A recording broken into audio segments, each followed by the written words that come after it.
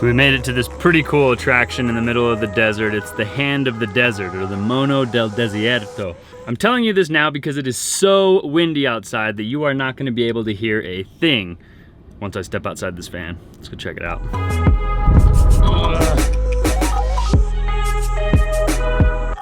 I'd say it's at least 30 feet tall. Let's go, climber Trent.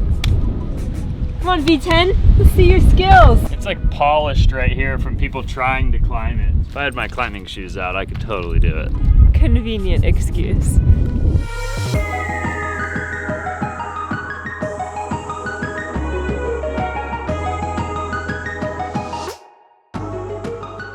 We have traveled through northern Chile.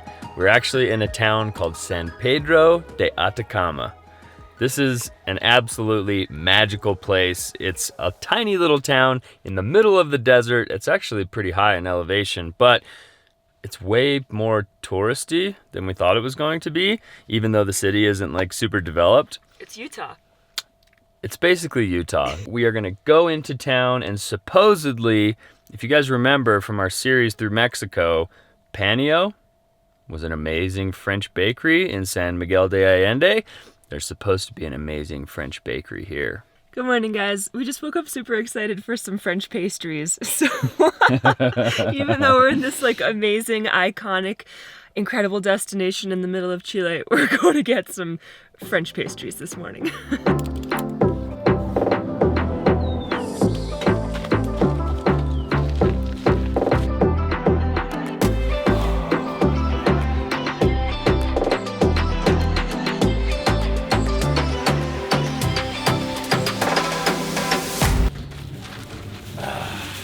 Joys of having a dog.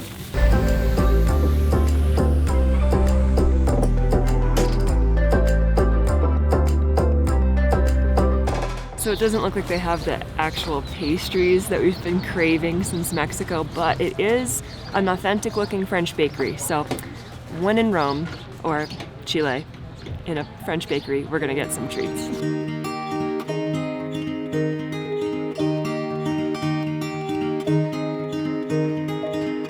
We were young and we were free and running, never bothered about what could be coming. It's pretty crazy. All through Central and South America, we always end up finding the French bakeries, and they're always so good. I've been to France one time, however, we did not visit a bakery, believe it or not. It's because we only crossed the border for maybe like an hour or two, and then we came back. That's funny. I think in our future is a trip to France to explore some real French bakeries. We're getting so much weight. I would have like a whole pastry set up for the day with coffee and pastries at 4 or 5 different locations. That sounds like an excellent day to me. Maybe if we go back to mountain biking. Yeah. And we're gonna finish breakfast here, and then we're gonna head out and start exploring the Atacama Desert.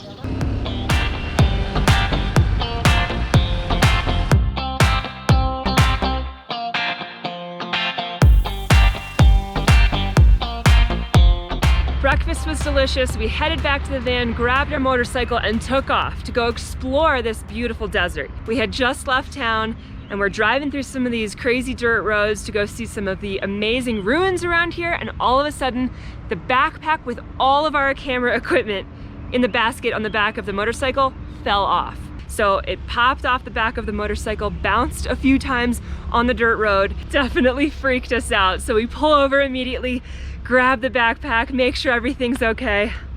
Of course, we don't have any zip ties. Zip ties are what was holding the basket to the motorcycle. So Trent has run back over to the van. He's back in town, gonna grab some more zip ties.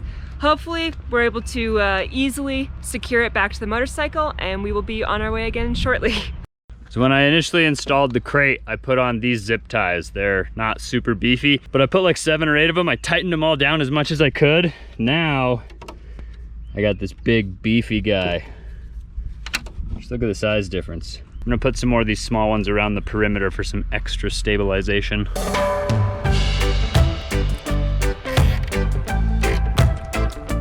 Feels super solid now. I laugh in the face of adversity. Let's go.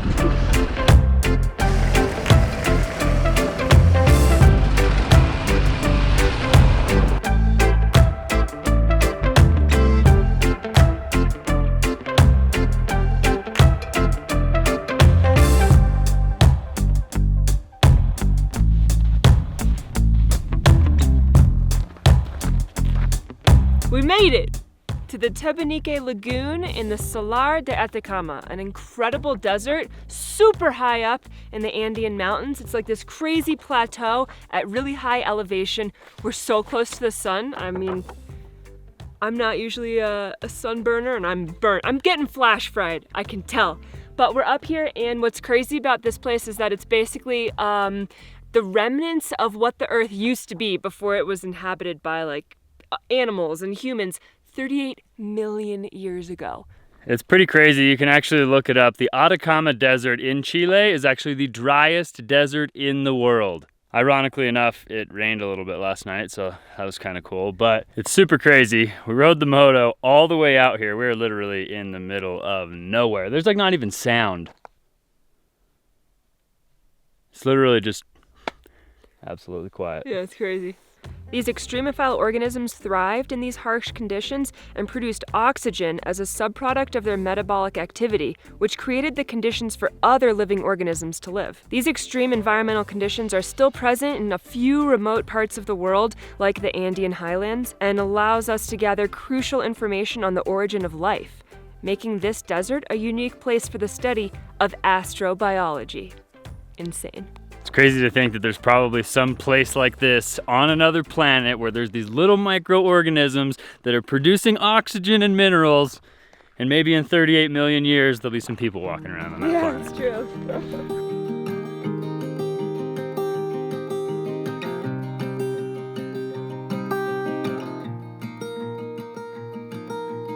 You and I, we met a Tuesday morning, sun high in the sky, and I felt free. Feels really good to be able to just sit in the shade outside the van. It looked like it was gonna rain for a minute, and it was super hot, so we were like very welcoming to the rain. However, we were in the middle of the desert, so we hightailed it back to the van so that we could get some shade, get some shelter in case it rained, try to regroup. I think we're gonna eat some lunch, and then hopefully we're gonna head to Valle de la Luna, which is the Valley of the Moon. Caprese? Yeah, we could do that. It's our go-to every day now. I'm a sucker for some caprese. Okay. If you guys haven't had caprese or bruschetta, the one that's in our cookbook, it is absolutely amazing. I never used to like tomatoes. Now I'm just like, feed me tomatoes every single day, which is good because I know tomatoes are healthy for you. So I'm coming up in the world. I'm starting to eat tomatoes, trying to be a little more healthy. I haven't really been eating butter cookies lately. I had a pastry this morning, but it wasn't a sweet pastry. It was like a savory pastry. I'm trying to be healthy, guys. Caprese though. Oh my gosh. My beautiful bride to be. Cheers! I think it's the tomatoes. Tomatoes are really good. He's come a long way. Just reading some of your guys' comments. In case you don't know, I literally go through and read every single comment. I respond to as many as possible. Somebody also said, take it from an old guy, Ben Gay works at our age. The way that they said our age makes me feel like I'm old too. You are old too. I guess I'm to the Ben Gay age. So I think we mentioned earlier, we're here in the driest desert in the world. So it's not only raining right now, but off in the distance, this direction, the sky is basically black. It's very, very dark gray. There's a lot of precipitation coming. We keep hearing really loud thunder, which means there's lightning out there somewhere. The Valley of the Moon is on our list. We are trying to get there this afternoon. Hopefully this little storm just blows by. We were getting some work done and hanging out in the van, and I was using the fly swatter to get some flies, and I accidentally seriously electrocuted myself maybe like 20 minutes ago, and that was nothing, as I'm sure you guys know, compared to what lightning would feel like. So definitely trying to avoid that if at all possible. So I guess we'll just wait out this storm and see what happens. We didn't come all this way to not see the Valley of the Moon. So we're going even though it looks like it's gonna rain. We're gonna try our best.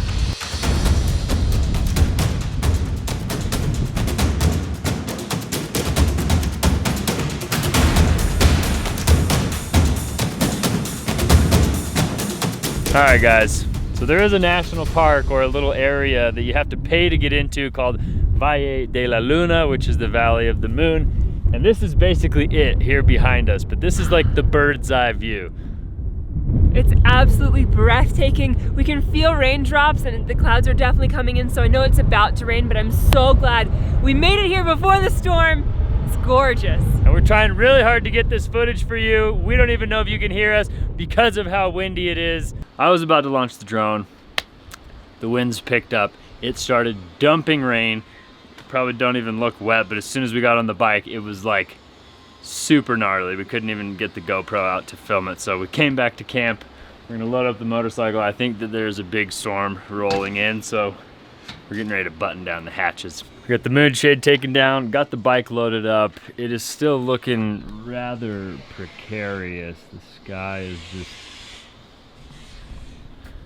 For the driest place on the planet, or the driest desert on the planet, it sure has rained a lot while we were here, which is just our luck. Pretty much all through Central America, it was rainy season everywhere we went. As soon as we hit South America, it was like beginning to be rainy season.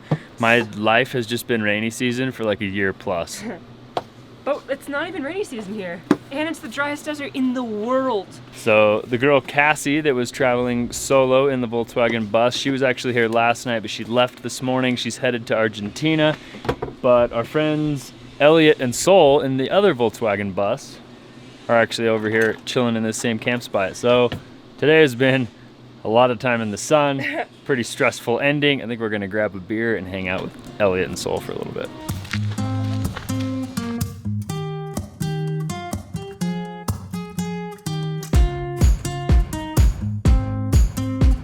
Yeah. It's not restaurante. Comimos los dos, super rico. Like clams. Really good food. Yeah.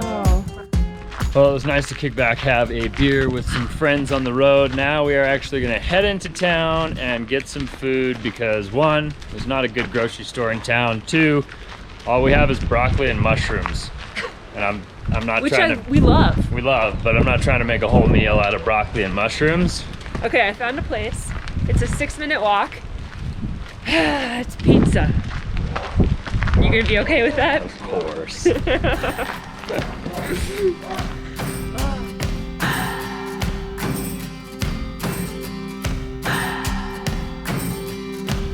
What do I believe? What makes me feel it? So it looks like there's no tables. I have to see if we can get some pizza to go. 2 hours a day, 5 months and a year. Oh, I loved you too long. You keep blowing me out, I keep holding you in. I keep asking myself, oh, why do you still hurt? Why do you still hurt? It's been such an unexpectedly fun day today in the San Pedro de Atacama desert. We avoided a huge thunderstorm. We got an amazing sunset. We got to explore some incredible extremophile microorganisms. We ate a little bit of the rainstorm, but we avoided a good portion of it. And if I have to be entirely honest, I've had better pizza. But when in Chile, you can't complain. But when in Chile... They have Italian accents apparently in his Chile. It's pizza. It's supposed to be Italian. Anyway, we want to thank you guys so much for coming along to the driest desert in the world. Yeah. Hopefully you guys enjoyed this video. If you did, show us by giving us a thumbs up. Consider subscribing to the channel if you haven't already. We'll catch you guys in a few days. See you guys on the next one. Adios. Still rolling the dice, still open.